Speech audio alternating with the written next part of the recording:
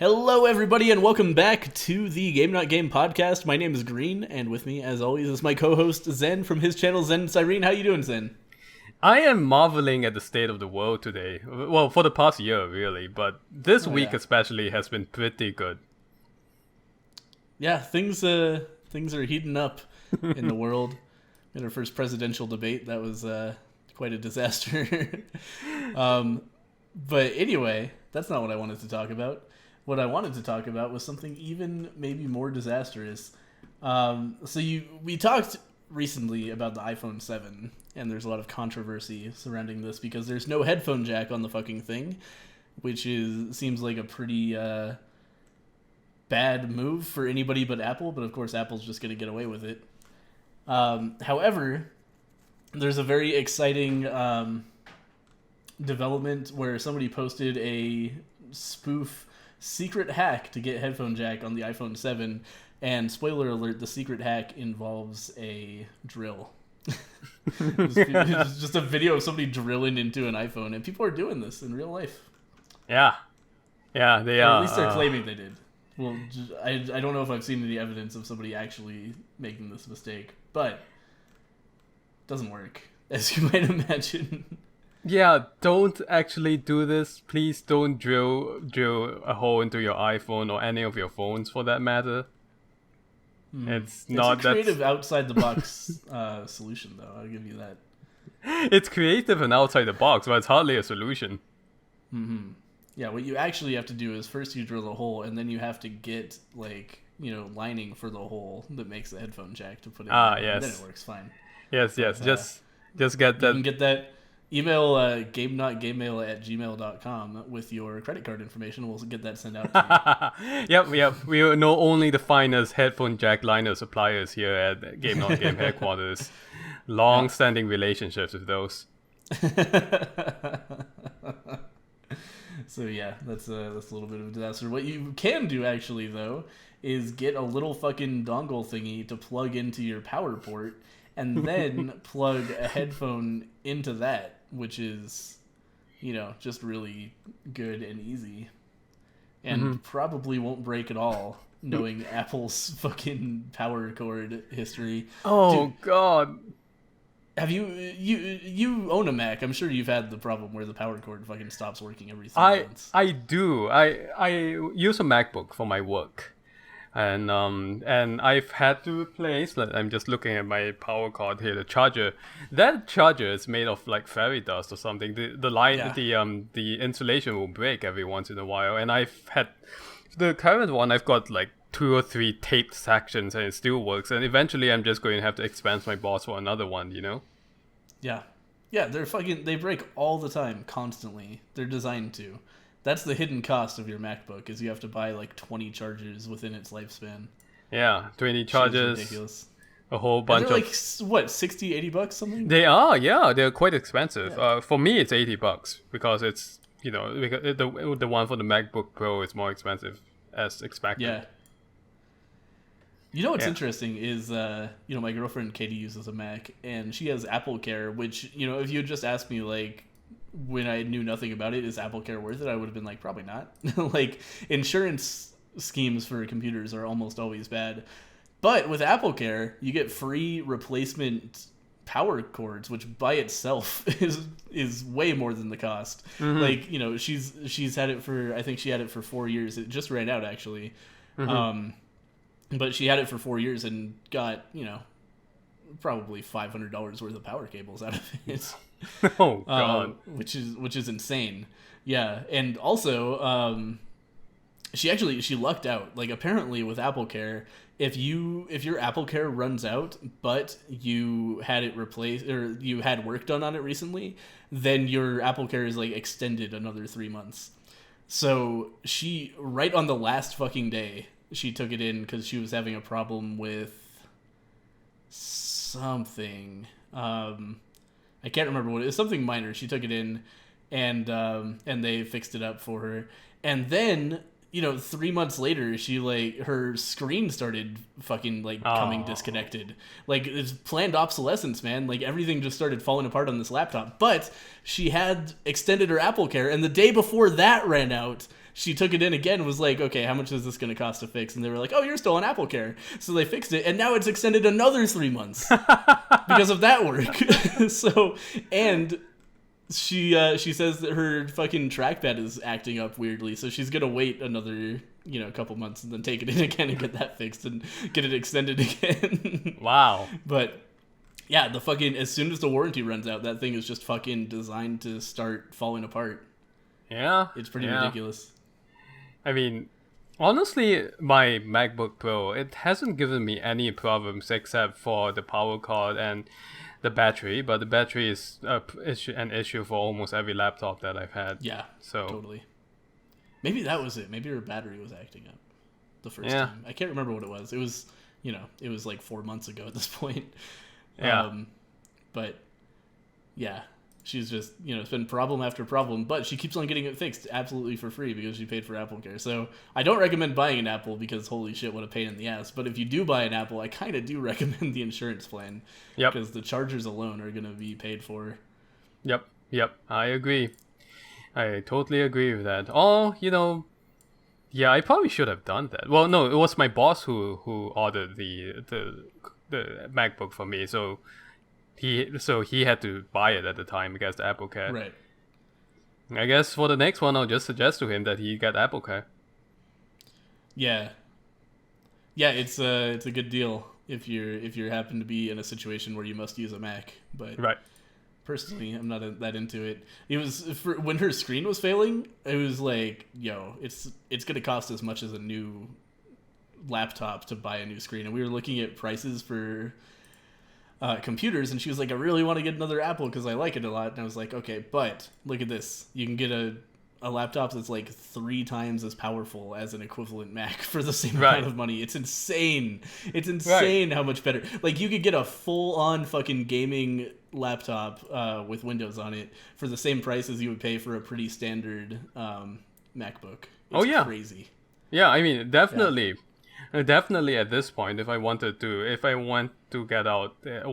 and get a laptop, I wouldn't get an Apple for myself. Definitely not.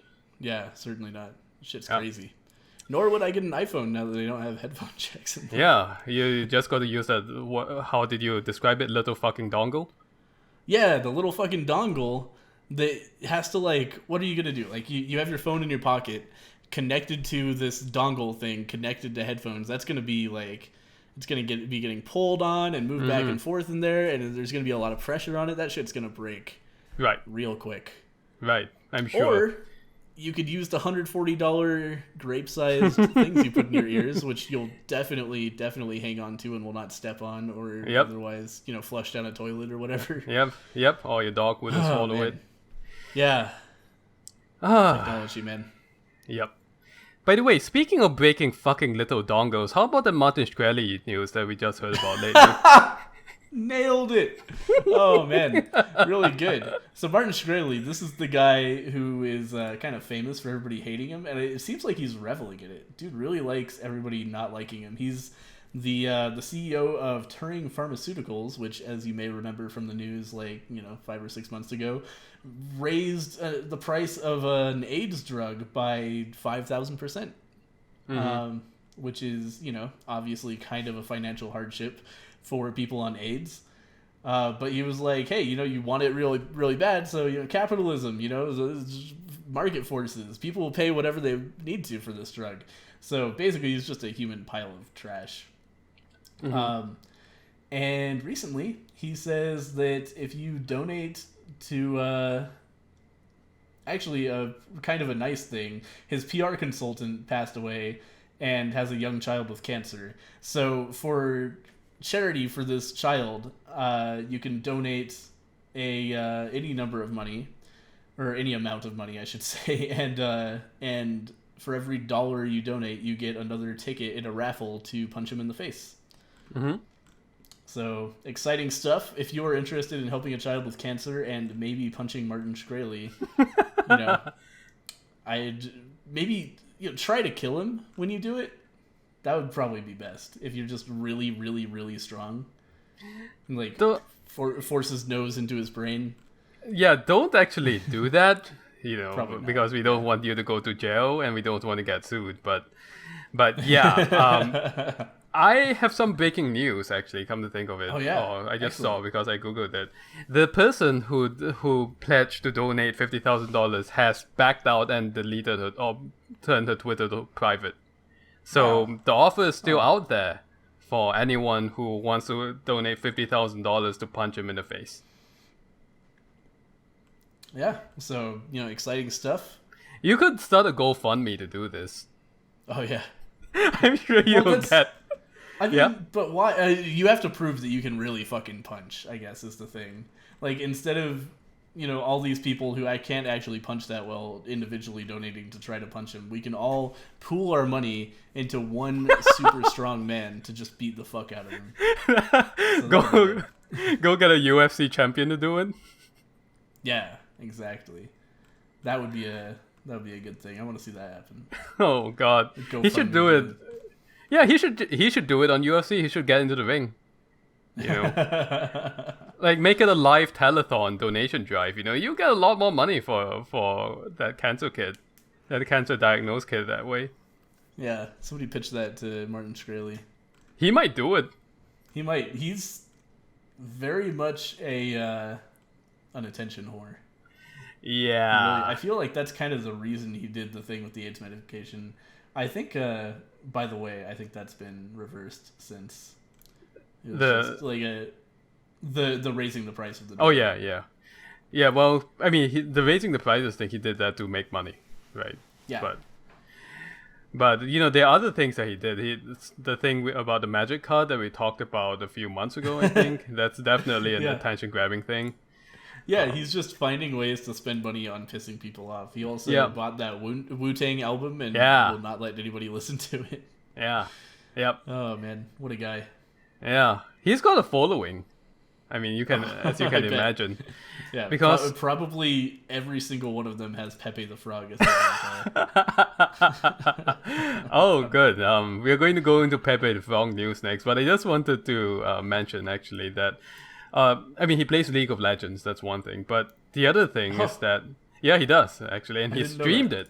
He streamed League of Legends, and he also streams financial analysis, and he's actually supposedly pretty good at it. I mean, go figure, right? I mean, he was the CEO of a company after all.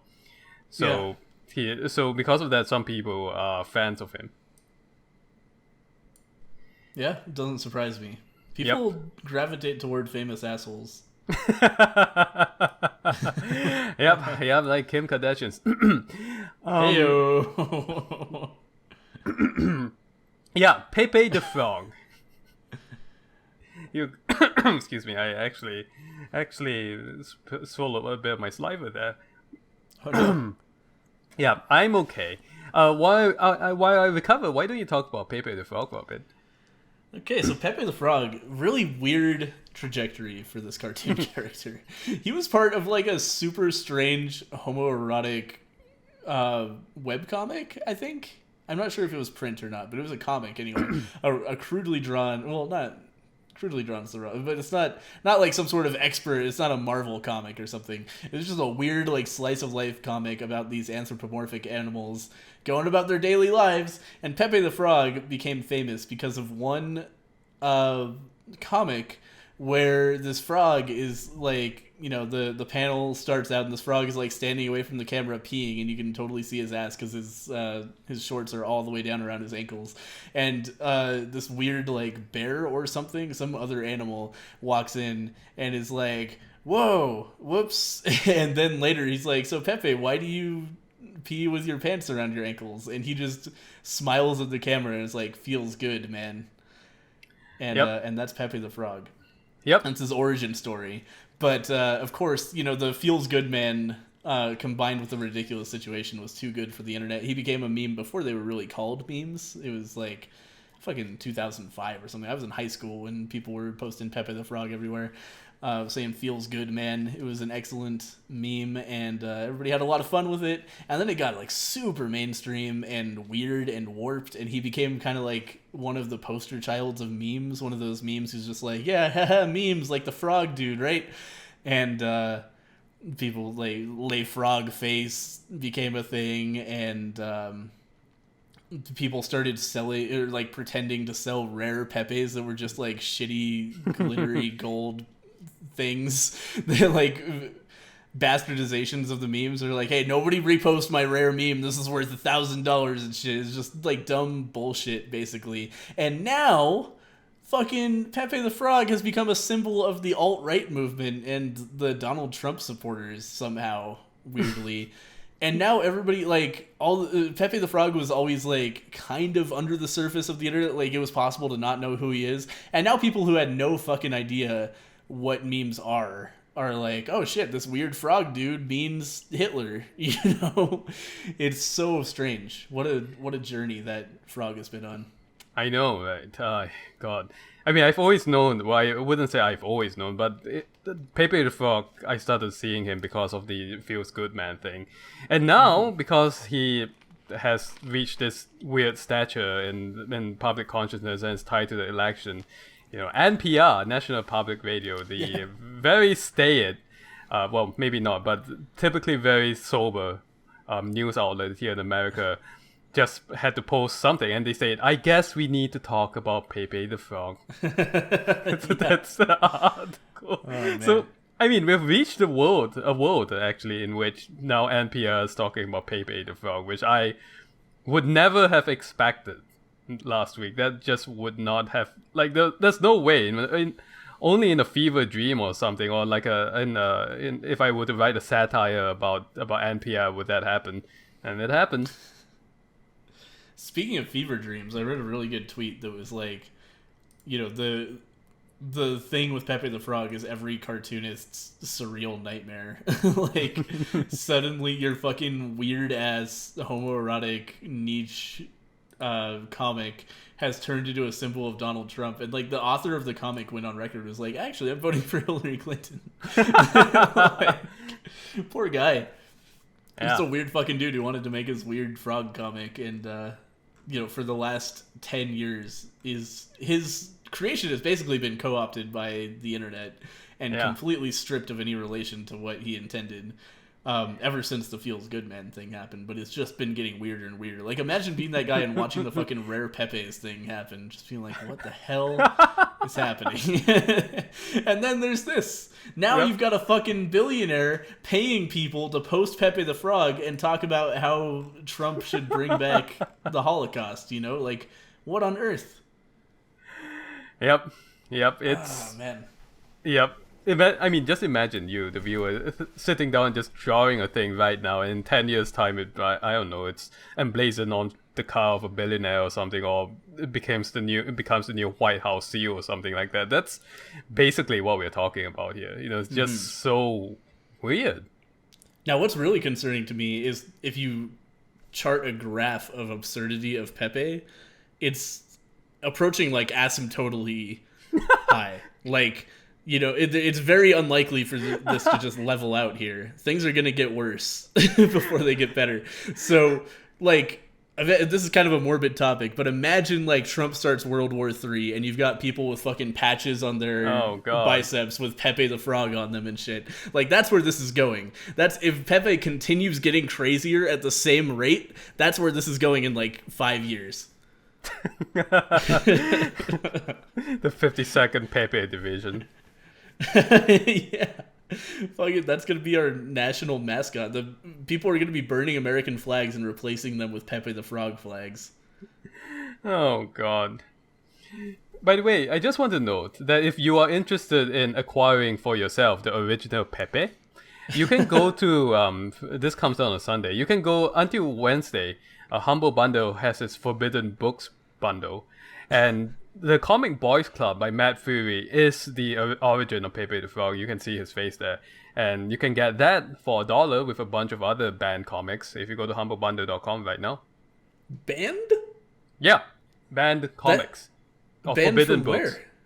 Well, from all kinds of places, I guess. A lot of these just comics... from different countries and stuff? Not from the US, surely. Well, a lot of books are, banned from the US as well. From libraries, right? Oh, okay. Just in general, okay. like if you think about just about any book of literary value and got popular in the last 50 years, they would have been banned from some library or another, unfortunately. Right. Okay. Neat. Yeah. Yeah, so you can get that and a bunch of other banned books and comics if you go to Humble Bundle. Yeah, I remember reading Boys Club, some of it, just out of sheer morbid curiosity when I was like 16. It was pretty weird and hilarious, so maybe worth a flip through. I don't know. Yeah. It's a strange thing.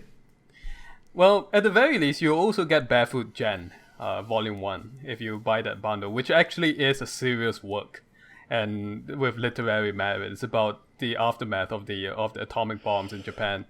So Oh wow. there's that as well. And if I read it, I understand why it was banned because they did not. They showed the violence and the nudity without they just showed the aftermath of the atomic bomb, which they should Yeah. because it caused a lot of death and pain, but that's probably why it was banned. Right. Makes sense. So, we're moving on from Pepe the Frog. Oh god, we'll never move on from Pepe the Frog. It's with us forever. But Never forget. never forget the day Pepe the Frog was listed as a hate symbol, whatever that I'm like date was. 1,000% sure there's a never forget Pepe the Frog meme out there. Probably like 20 of them. Yeah, at this point, yeah. We can find one, make it our thumbnail. Anyway. By the way, oh, one more thing, sorry, before I move go on. ahead. I was reading something about Pepe the Frog on Reddit, and probably this news, and somebody said this article was obviously written by a SJW. Yep. It was the Anti-Defamation League posting.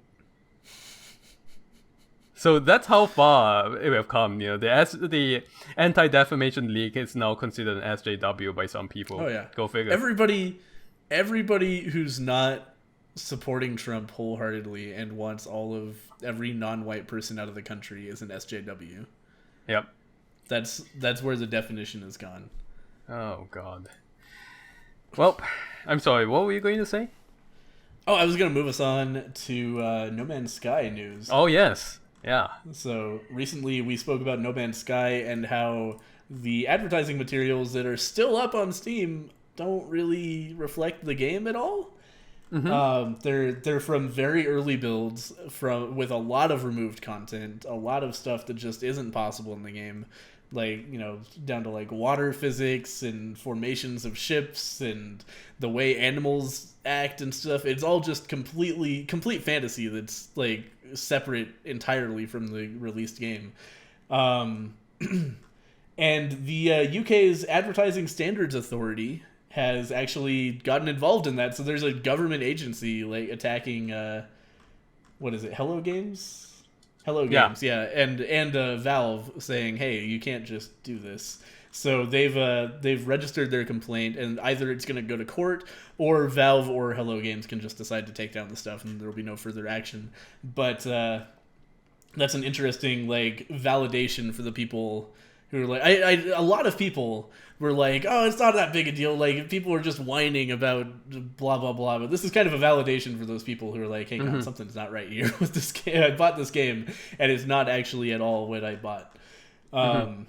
So, yeah, we'll see what happens with that. That's an interesting situation. I don't remember the last time, like, a government has gotten mad. I guess that's happened on Steam.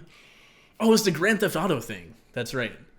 That's the last time I remember a government getting mad at a video game, and that was because Steam had a sale for Grand Theft Auto where it was like 60% off, but it was still for like $50, and that was because it came with like $100 of virtual Grand Theft Auto money, right, that you could hypothetically pay for, but it was just claiming Grand Theft Auto was an absurd amount off that it wasn't at all. Right. So that was the last time I remember a government like getting mad and saying, "Yo, you can't just claim a sale is 60% off when you're actually just tacking some shit onto it." So yeah, interesting situation and a very unusual one. Yeah, I almost bought No Man's Sky at launch, and then I decided against it. And that probably turned out for the best, because if they do go ahead and add more features in such a way that No Man's Sky actually becomes a great game, then I can probably buy it on discount at some point. Yeah, I definitely have no interest in playing it in its current form. It doesn't look very engaging to me. unfortunately. I was kind of like, I didn't let myself get hyped up for it because I've seen too many fucking E3 trailers that are not representative of anything. So I pretty much just fully ignored the E3 trailer, which ended up being the correct move. But it sounded interesting, but I thought there's no way this is actually going to deliver on these promises, and I was correct. It's not nearly as good as it was made to sound. The other thing that I realized recently is that this, maybe I'm just not doing it right, but I just don't really like 6 Degree of Freedom shooters that much, or I'm just not good at it. And that's not how No Man's Sky is it? Well, the flying part is, I think. Huh. Yeah, I mean, you can play it, well, I don't remember, but I think you can play it in the cockpit. You are in the cockpit. Yeah, you definitely fly. I don't know how much, like, ship combat there is, though. Oh, yeah, I mean, there is ship combat. There's definitely ship combat, okay. but I played a game recently called Everspace. It came out on Steam lately, and, you know, from all accounts, it's a really good game, but I'm just so bad at it that I couldn't get very far into it. Because I'm just not good at these 6 Degree of Freedom shooters, which by that I mean, by the way, a shooter like in space. You know, you can go in all directions basically. Yeah, a game without gravity. Yeah. You can look in any direction, go any way you want. There's no like focal down or up. Yep. Yeah, so I don't know. I feel like I dodged a bullet with No Man's Sky, but a lot of people didn't, or a lot of people are justifiably mad. It looks like, so it might be a good thing that this action is being taken. Mm-hmm. Yeah, it's an interesting saga that we're going on. I wonder if we'll see them kind of continue working on this game over the upcoming years and maybe turn it into something good, or if it'll just end up abandoned. I could easily see it going either way. Yeah, I don't know if Hello Games has said very much, but on the other hand, I haven't really been following their newsfeed, so I don't know. Well, the guy, like the lead guy who told all the original lies, I remember him saying like, no, we're not going to charge for DLC. There's going to be tons of free DLC for this game. And then like 4 days later, he was like, actually, that was a little hasty of me to say, with the obvious subtext being Sony told me that I'm not allowed to say that. Yeah. So we'll see. There's probably going to be some paid expansions from the sounds of things. Yep. He actually, I mean, I'm sure this is a comparison that's been made a lot now. By this point, I'm sure he's very much compared to Peter Molyneux. Yeah. Yep. Very, very much. Yeah. Yeah, it's an incredibly similar situation. It's like, I'm making an entire fucking universe with infinite unique animals, and you can do anything. You'd like fly to different galaxies and shit, and like fight fleets of ships. And it's like, no, actually, it's just a crafting game where you also fly to different randomly generated planets. But okay, like, oh well. Yep. Speaking of skies, the people who did Fallen London and then Sunless Sea have announced their new game, Sunless Skies. Not very many details have come out about it. It will take place, I believe, in the same universe as Sunless Sea, but you take to the skies this time around. The game will be coming out on early access, much like Sunless Sea did actually. Sunless Sea was an early access game, so that's that. Yeah, that's exciting stuff. I know Katie's gonna be really excited about that. I loved Sunless Sea, but I just, when I didn't have a reason to play it, I kind of fell off of playing it. I'm so bad about like finishing games these days, but Sunless Sea is a really, really neat, unique narrative thing. Like, yeah, there aren't really stories like that anywhere. It's very cool. Yeah, I wonder if it's because Sunless Sea. To me, Sunless Sea, I liked it. I enjoyed it. It has kind of a slow beginning, though. Yeah. Yeah, so I might give it another chance. I mean, I enjoyed it when I played it, but I haven't really, like you, I haven't just been drawn back into it, right? Yeah, I think if I'm honest with you, from what I've heard about it, I think it's just a slow game. I don't think it's a slow beginning. I think it continues to be slow. Right. But, right. like, it's more like reading a relaxing novel than it is like playing through a video game, I think. Or that was my impression of it. I don't really mind that. I can always, I know it takes away from the atmosphere, but I can always listen to a podcast or a stream while playing it. Yeah. The issue with it being a slow start is that, well, unless you decide not to, it's a permadeath game, right? So I think the next time I play Sunless Sea, I might turn off the roguelike stuff, which I never do in roguelike games. Generally speaking, I do like the permadeath aspect of them. But I Yeah, it think for doesn't this really one, suit it the might game be that well. improved. Yeah, I don't think so either. There's a lot of stuff you have to do over again that's not really unique content. It's just like, oh, look, I found this place again with all these dialogue trees that I already found. Yep. Yeah, I definitely agree with you on that. Yep. So if you are interested in Sunless Seas at all, whatever, Sunless Sea, yeah, the sequel will be coming at some point. The DLC to Sunless Sea is coming as well. It's called Submarina. I haven't seen it yet. I don't know when it's going to come out, but that's coming as well. I think Submariner Submariner is out. Oh, is it? Yeah. Oh. I think so. Isn't it? Let me just check real quick. Submariner. Oh, maybe it's in beta, actually.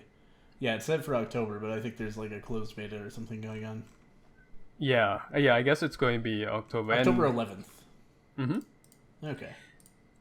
If you're interested in the first game, Fallen London, I believe it's come out for mobile as well. So if you'd rather not be at a browser, you can check it out on mobile.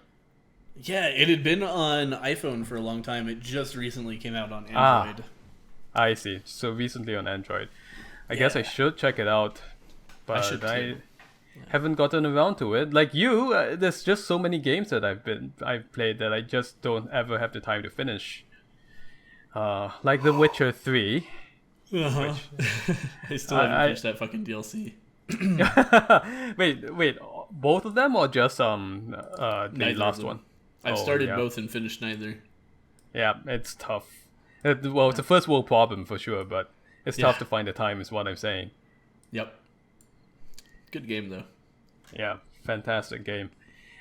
Gwent, the standalone Gwent game just had its stress tests in basically times that don't suit Americans, so I didn't get a chance to play it, unfortunately. That's too bad. Yeah, I didn't even know it was going on until it was over. I'm not sure if I would have played it or not though. I could never get into Gwent in the standalone game. I love Gwent. I wish I had the time to play it. But hey, you know what? At some point they will probably open the servers to American players, or at a time where American players can actually not worry about going to work, etc., and playing it. So I'll give it a shot then. Yeah. Supposedly, I'll give it a try too during that. Yeah, it's supposed to be very good. At least the people who played the stress test had positive impressions, from what I know. Yeah, I've heard they've done some adjustments to the game mechanics to make it a more balanced game. Because obviously in Witcher 3 against the NPCs, it was pretty winnable in that once you got your strategy good enough and had the right cards, it was you couldn't lose basically. Yeah, that's what I heard. So yeah, it'll be interesting to see, how it plays as a balanced 1v1 game. Yeah, I would be interested in that as well, because for the reasons you said, right? Changing it from a single player only to a multiplayer game also is it's a big change. Yeah. Excuse me. Sorry, I did not sleep much. I've been yawning a lot. Well, maybe did the hot weather affect you at all? We had a heat wave here in the west of the United States lately. It hasn't been bad here. It was cold, and now it's what was normal again, but hasn't been crazy. Okay. It's been around 80. Oh, okay. Well, today anyway. Because Monday in SoCal was 100 degrees down in the valley, right? Oh, I don't know. I wasn't down there. Up here, it didn't get above true. 84 or so. Man, probably. Yeah, it's pretty nice. Yeah, I got 100. So there's that. Oof. And then I realized actually this past week that I have migraine headaches. I did not know that I had them, because I've had them for years. It's just I did not recognize that they were migraine headaches. Oh, jeez. Yeah. That's rough. Yeah, so that's the positive development in my life now that I know that I don't just randomly have headaches in which I feel like throwing up. Yeah. I, I've had like four migraines in my life, and they were yeah, all kind of clumped together. Like there was a time when I was just like, oh, I guess this is my life now. Like within the space of 6 months, I got four migraines, and I was just like, oh, I guess this is the thing that happens to me. But it's been like, 6 or 7 months, and I haven't had one. So yeah, I don't know what the deal with that was. I think there's some kind of trigger a lot of the times. I Yeah. realize for me it's a combination of heat and when it gets really very hot and I have to be around in bright light a lot when it's hot simultaneously, I think that's what triggers it for me. Interesting. Yeah. Yeah, it could have been at that point I was still using the computer without my glasses and like starting to notice eye strain, but also my glasses were scratched enough that they would be really bad to use on a monitor. Yeah. But I got new glasses since then, so maybe that's part of it. Okay. Maybe Well, it could have been eye strain related because I think it was always when I was looking at the computer screen and feeling like I couldn't see it that well, and then I started getting really light sensitive and I would have to like lay down. yeah. Yeah, Well, migraines are fun. Oh god, Good I hate stuff. them. Yeah. Yeah, I'm so sorry that you found out that you get them. Do you get them like all the time or? I get them normally when it gets really hot in the summer. Like last year, I actually threw up after a migraine, although I thought it was just heat stroke. That's Ooh. what I thought it was. But yeah, it always comes with a pulsing headache, so at least now I know it's actually a migraine. Yeah, yeah. Maybe now that you know they're migraines, you'll be able to get something for it. Yeah, So I know there's migraine specific treatments out there. yeah. I will try to figure out it. More importantly, try to avoid them. Hopefully. Yeah. Yep. Okay, quick PSA, by the way. If you're not aware of the GOG sale, GOG.com, you should go and check it out because they also made more games available on their GOG Connect service. And what this means is that if you have a Steam account, which you probably do, and you connect it to GOG, you will also get GOG copies of games like Hotline Miami and Ziggurat. Yeah, it's very handy being able to have your games on GOG because then, Steam is kind of restrictive about playing your games. Like, they have an offline mode. It doesn't work that great. If you're doing family sharing, then obviously that locks you out of your account. You can't easily transfer things to other devices that well. With GOG, you just get a DRM-free copy that is literally just an exe that you can do whatever you want with, which is really nice. So yeah, if you own the game, that's a good way to expand your usage of it. Yep. Not that Steam is a huge fan. I'm not trying to come off as like super anti-Steam, but it's definitely more convenient to just have an exe that belongs to you without any DRM whatsoever. Yep, definitely. I like GOG a lot. I was actually on GOG before I was ever on Steam. Huh. Interesting. Yeah, and the reason for this is because back then I wasn't that much of a PC gamer, but I was really interested in getting old games because GOG used to be called goodoldgames.com, as some of you might know. Right. And I wanted to get the old Might and Magic games, I wanted to get the Manhole games, or the Manhole, rather, Baldur's Gate, etc., etc. And back then, GOG was the place for it because they specialized in converting old games into playable copies that you can play with modern computers. Yep. They still do some of that, right? Oh yeah, they absolutely still do that. It's just that they've expanded much more into being modern games kind of thing. But that was how they started, and I should go back into the GOG library to check what new additions they have. Only again, I don't feel like buying a lot of games nowadays because I just don't have the time to play them a lot of the time. Yeah, I kind of feel the same way. I have so many fucking games I haven't finished that why would I buy more? Yeah. That said, I want to buy Civ 6. God. Yeah. I'm going to wait on that, but I do want Civ 6 because every few years, Civ just gets its hands on me. I still need to really sit down and get into Civ 5. I've started a couple of games, but I haven't played enough for it to grab me. I know it would if I understood what I was doing well enough, but I'm still at that stage where I'm like, I don't know if I want fucking religion or culture. I don't know what all this shit means. Do I want pottery? What does pottery do for me? And then I get lost trying to min-max myself and I don't know what anything does. And then I just get like, not frustrated isn't the right word, but I get a little overwhelmed. I'm like, I just want to play something that I understand, and I leave. Yeah, before playing Civ 4, because Civ 4 is where I started, I downloaded like 100-page PDF to learn the game. That's what I ended up doing, and I don't know how much it helped, but Civ 4, I played Civ 4 for an ungodly amount of time after that. So that's where I started. Yeah. I used to be so good at like learning games and like figuring them out and getting into all the nitty-gritty of all the best ways to do stuff. But now that I have so many games to play, it's like it's hard for me to want to gain an obsession for another game that much, you know? Like it's a big expenditure of effort for a big reward. Like Civ 5 I've heard is an incredible game that I would certainly enjoy a lot, but it's like I already have a lot of games that I've already put the effort in to understand really well. Yep. Yeah. I should note, by the way, that if you ask a Civ 4 fan or just some Civ fans, they'll say Civ 5 was a piece of garbage. Oh yeah. And I've heard etc. etc. But you That's know what? for every single sequel. Yes, that's for every single Civ as well. Yeah. Since like 2, I think.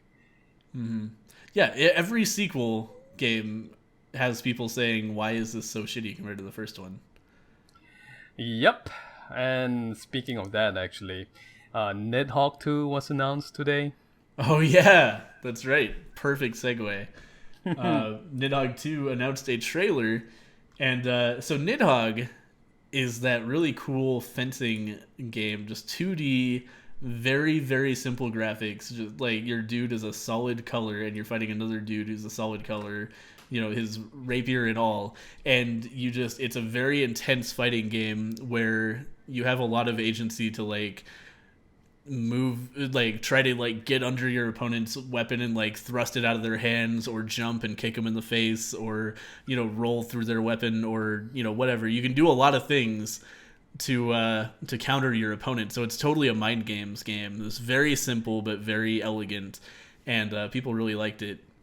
It didn't come out with the greatest netcode, but they fixed it later. But yeah, so it's a really like intense game that was like, it kind of, the graphic style came across as very serious, because it was just, there was no silly stuff, no extra anything that you didn't need to see. It was all just super simple and obvious and elegant. And then Nidhogg 2's trailer comes out, and it's like fucking naked Simpsons people fighting each other. It looks real silly, which is fine. And like, kind of when you look back at Nidhogg, you're like, okay, yeah, I can see how this is what they were going for, because it's kind of comical the way some things happen, especially like your dude gets eaten by a giant worm after you win. That's just kind of weird and silly. But like they've shifted the aesthetic of the game really hard into, I think, what it always was in their head, but it's not at all how the first game came out, you know, came across. So, yeah, and there are people who are mad about this. I'm sure, yeah. As you can imagine. And I really think that if it were the other way around, and that Nidhogg started off with this ultra cartoony art style, and then they decided to do a minimal art style, people will be complaining about how they stripped the game of all its character, etc., etc. as well. No, totally. Yeah. Yeah. Yeah, personally, I'm fine with it. It's gonna feel so different to play, because it is like the art style informs so much about the emotions involved in a game. So it's gonna be a much more silly thing instead of what feels like a chess match almost, which is how Nidhogg 1 came across to me. But it looks cool and funny and good and silly, and I think it's gonna maintain all of its like competitive depth as well. In fact, there are now different weapons. I saw a dude with a rapier, a battle axe, some throwing knives, a bow and arrow, which is going to really develop the meta of the game, hopefully in an interesting way. We'll see. Mm-hmm. Yep, I'm interested. I didn't play much of the first Nidhogg after we did that Green vs. Dan together, but it was a good game for what it was. So yeah, I never had... Sorry, go ahead. No, I don't see why this one wouldn't be. Mm-hmm. Yeah, I never had an opportunity to play too much Nidhogg. I did... One of the things I really appreciated about Nidhogg was how very, very simple and elegant it was. But that's not to say I'm not willing to see how they develop that into something more complicated. Right. And that's definitely what this looks like. Yeah, Mm-hmm. could be cool. Yep. Our game of the week, by the way, is ClusterTruck, and that also takes on the whole simple, deceptively actually simple motif, but makes it into something quite different, or something much more than that, wouldn't you say? Yeah, you could say that for sure. What did you think of ClusterTruck then?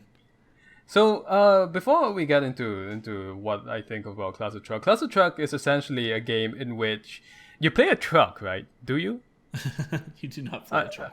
Okay, I was a little bit confused about this, but What? Wait, what? How did you think you were a truck? I thought I was a truck. You're a man. Really? You're a man standing on a truck. Oh, I thought I was also a truck. What? If you were a truck, you could be on the ground. That's the thing. So, ClusterTruck it's a game in What which on you're. earth? You played. How much of this fucking game did you play thinking you were a truck? I played until the third level. I mean, the third world. Oh my god. Yeah. Okay. All right, please go on. I'm really fascinated by this unique perspective on ClusterTruck. So ClusterTruck it's a imagine a 3D platformer, and you're trying to jump from truck to truck as they speed through a course full of obstacles like falling rocks and things coming at you, other trucks coming at you sometimes, gaps, that kind of thing. You have to jump from truck to truck and get to the finish line. And if you ever touch the ground, you're dead, and you can just restart instantly, which is nice. I had in my head, I was trying to, you see, so about the you are a truck thing, I don't know where I got that idea from, but when I was playing it, aside from actually trying to play the game, I was trying to think, you know what, this could be just one of those wacky things, you play a truck, you're driving on top of other trucks, and you're the world's only truck that can't touch the ground. That would be a stupid truck indeed. I don't know where I was going with that. It's what I'm saying. Yeah, that's incredible.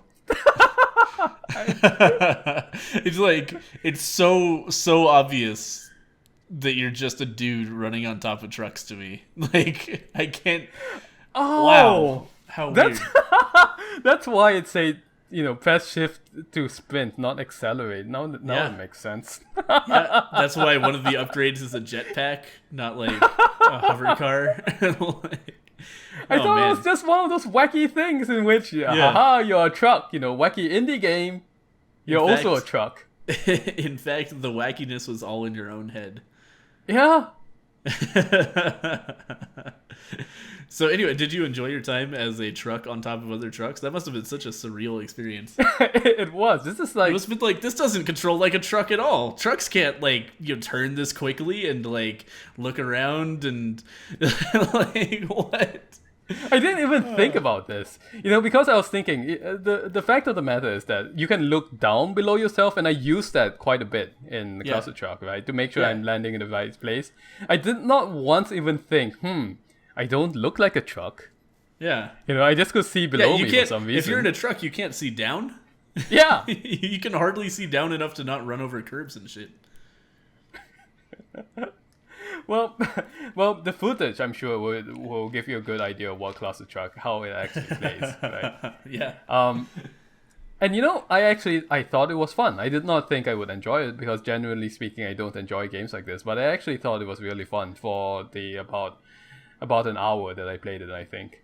Yeah, I played about an hour as well, and I also super enjoyed it. It was, to me, this game is pretty much as close as you can get to something like a 3D Super Meat Boy. It's has a really, really good, fun movement system, and then puts you in situations where you have to use it in precise and interesting ways. And then it expands on that idea by also giving you some upgrades to unlock. I only got as far as there's a double jump, and then I got a hover that I didn't like as much as the double jump, so I went back, I think. And then, so you have a movement ability and a utility ability. So those were both movement abilities. And then I also had a slow time ability on my right click that was very handy. Did you ever unlock any abilities? I did. I only unlocked the double jump though because I was Gotcha. thinking I was saving up my points basically, and then Right.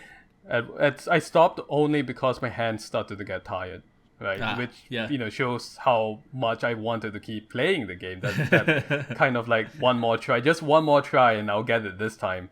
Totally. Loop is totally present in this game. Yeah, it's great because it's so you feel like such a badass when you do things right, especially like I don't know if this isn't a huge spoiler. This is in the fucking video. Of course I can spoil it.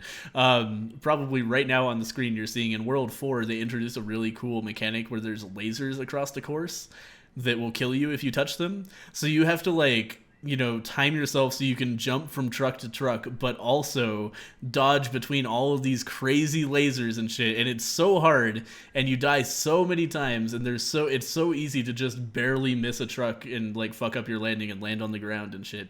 But when you do it right, you feel so cool because you're just like dodging between these two lasers as they like close, and then doing the same thing for 5 more like you're just making a running leap through 5 lasers, and oh man, it's great.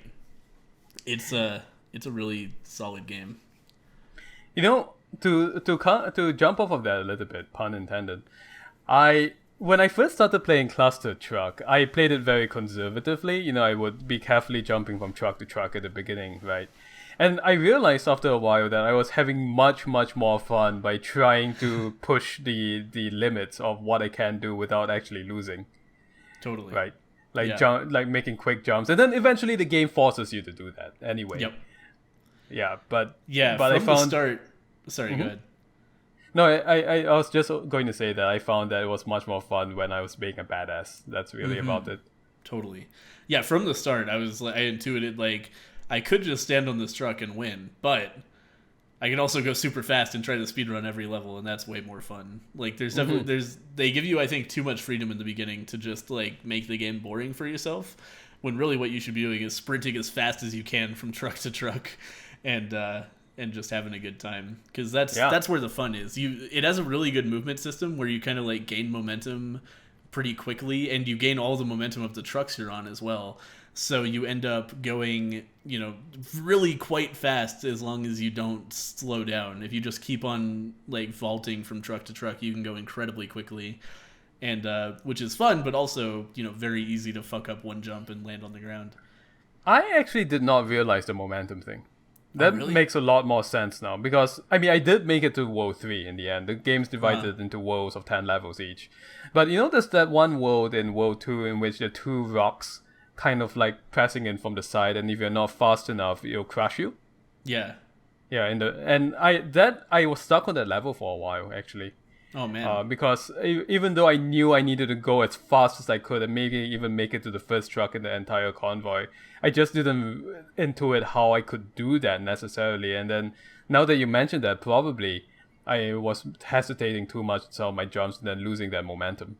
Yeah. If you land on a truck and then stand still on it, you lose your momentum. But if you just hold down sprint and jump from truck to truck and keep on holding down W, you will go incredibly quickly. Okay. Well, that makes a lot more sense now. Yeah. Yeah, it's really fun.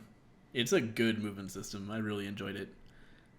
Yep. One thing also that I found really innovative about the game is obviously in ClusterTruck there's a whole shitload of trucks in every level, and they're all driving, and kind of like they all have basic instructions that they're trying to follow, like, okay, go this way, try to avoid this thing, and if you crash into somebody, then like try to get back on course and everything. So all these trucks are basically, they're driven by AI, and they're actually trying to react to things. And so typically the levels will go about the same way every time, but there are slight random events, and every time something happens, all the trucks react to it. So I found, as I was playing a level over and over and over again, trying to beat it, there are little things that would go differently. Like, one truck would fuck up a turn or something and crash into a truck next to it. And then every truck behind them has to react to that. So the level will suddenly change completely from how it was, because now there's this fucking traffic jam going on, and you have to like get through it and get to the cars that didn't get affected by that. And I find that really fascinating.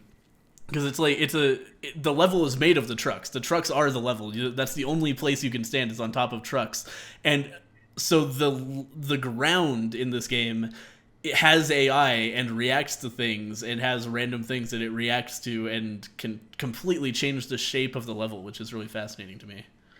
I like that a lot too, Me too. actually. Yeah. And I realized early on when I was playing the game that in many cases, not only did I need to be aware of what the trucks were doing, I also needed to be aware of things like rocks on the ground. Because the truck might change its behavior, or might just get veered off course a little bit if it bumps into a rock. And Yeah, then, the trucks are going very quickly, so they're probably still going to crash. But before they crash, they're going to try to swerve and get out of the way of the obstacle. And if you're planning on them going straight, then you're going to be in for a bad time. yeah, I really like that. And yeah, I only got to the ice level, but I saw that if you get that far, you see some of the variations in it, and I'm sure it gets crazier. I know that Nick Rockley Smile was having a really very bad time with the final level. Oh man. Yeah, he was doing it on his stream, and because I knew I was going to play ClusterTruck myself, I did not watch that stream. Yeah. But apparently he got stuck on it for quite a long time. So it's a very challenging game. It's super fun. Yeah. But super interesting, certainly very fun. And then I think Nick started complaining, by the way, that Mathis cleared that level in like 10 minutes. Oh man. Yeah. But yeah, it's very Meat Boy like in that you die a lot over and over and over again. You will die in this game, but you restart super quickly, and the game has such a free sense of momentum that you feel like you're right back in it. You don't have death is not downtime; it's just learning, which is really a strong design concept here. Yep. Also, there's custom levels. I haven't played any, but there's totally a level editor in this game, which will hopefully become cool and populated because that's like perfect for this game. It'll be really fascinating. ClusterTruck is one of the top sellers on Steam right now and has consistently been a top seller since it got released. So good stuff. Yeah, which so hopefully there will be a great game. Yeah, hopefully there will be a custom level community around that. It'll be a really fascinating level editor. I haven't looked at the level editor at all, but just thinking about it, like because the trucks follow an AI pattern, you're not making a stationary level. You're making like a place for the trucks to drive, and then probably giving the trucks basic instructions like go this way and then go that way, and then like you'll have to see how that works out when you actually play the level because the trucks are going to do their own thing to a certain extent. That'll be fascinating. Yeah. Oh yeah, I see that. Well, it's Steam Workshop support, right? ClusterTruck does. Yeah. So I already see that there are popular maps, levels on the Steam Workshop. This I think will be pretty fascinating. Yeah, that's good shit. There are some levels with no trucks in them. What? How does that work? I don't know. Yeah. Yeah, you die if you're not on a truck. Yeah, I don't understand. There's one called Shipwreck Escape. You know what it might be? You might just be falling. I have no idea. Yeah, because there are a lot of levels. Like I'm sure you got to some levels where you had to like dive off of platforms through stuff and then get to the trucks underneath, right?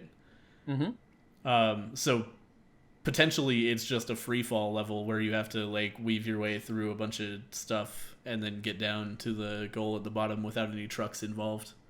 I don't know. This Shipwreck Escape map says it calls itself a map made more for exploring than to challenge you. Try and find the 2 Easter eggs. Interesting. So people are finding very interesting ways of manipulating the ClusterTruck engine already, which it's a good sign for the game, really. Yeah, that's fascinating. I guess maybe you can just make it so you're allowed to walk on the ground in ClusterTruck. That would make sense, I guess. Probably. Yeah. So yeah, ClusterTruck, go check it out on Steam. I will say at this point also that Tiny Build, I think for me, they're really getting up there with Devolver and Adult Swim as being one of the best indie game publishers on Steam right now. Totally. Yeah, they do a lot of cool stuff. Yep. You should. By the way, did you see the newest announcement about? It's about a game about your neighbor or something along those lines. A game about your neighbor? I don't think so. Yeah, the game is called Hello Neighbor, and it's getting a lot of attention right now. I think the Cliffy B tweeted it out because it was just it's quite compelling. Yeah. It's Actually, I you. totally have an email about it. I'm looking at a cool GIF. Yeah. The idea is that you move into your new house, your neighbor is probably hiding something, the only way to find out is to sneak inside. But the neighbor has AI that learns from you and will try to trap Huh. you and do something bad to you. Oh, that's really neat. Yeah. Yeah. Looks creepy as hell, actually. I would totally play that video game. Cool. Mm-hmm. Yep, might be a future So- game of the week. Yeah, I hope so. Yep. Speaking of games of the week, and speaking of Devolver, our next game of the week is Gods Will Be Watching. I nearly forgot the name of the game. I'm glad you remembered because I did forget the name of the game. Gods Will Be Watching is it's on sale right now until Monday, so pick it up quick for $2.50 on Steam. How would you describe the game? I actually don't know. Like I just would- genre wise. So we are going to talk about this more next week, of course, but it's really, I would say it's an adventure/puzzle game. It's really more of a Okay. puzzle game than anything else, if you ask me. But Gotcha. then again, I only got past the first level, I want to say. It's a game in which you have to manage a survival simulation and manage the mood of everyone, the stress of everyone, make sure everyone gets through okay, and then see what the outcomes of that situation are based on how you played. Right. So that's really it in a nutshell. Fascinating game. Cool. So it's kind of like a management puzzle narrative mashup. Yeah, essentially it's what it is. It's a high stakes, now we're coming up with all kinds of descriptors, but imagine Monkey Island, but instead of exploring, you only have one room at a time essentially, and people can just die. So it's like an adventure game, but much more high pressure and much more high stakes. Right. It's an adventure game for core gamers like ourselves. So pick it up on Steam, $2.50 until Monday, and we'll talk about that next week. Looking forward to trying it out. Zen has played a little bit of it. I have not at all, so I'm excited about it. Yep, and we will see you next week for Game Not Game. Be sure to subscribe to Green's channel if you haven't done so already, because that's where half of the Game Not Game videos live. And we'll see you guys next time. Yeah. Also, if you want to watch that Gods Will Be Watching episode, you're gonna need to get over to Zen's channel. Probably subscribe to him so you don't forget to watch it, and that'll be up next Sunday over there. So subscribe to him, see his other content as well, and we'll see you guys next week. Bye, everyone. Bye, everybody.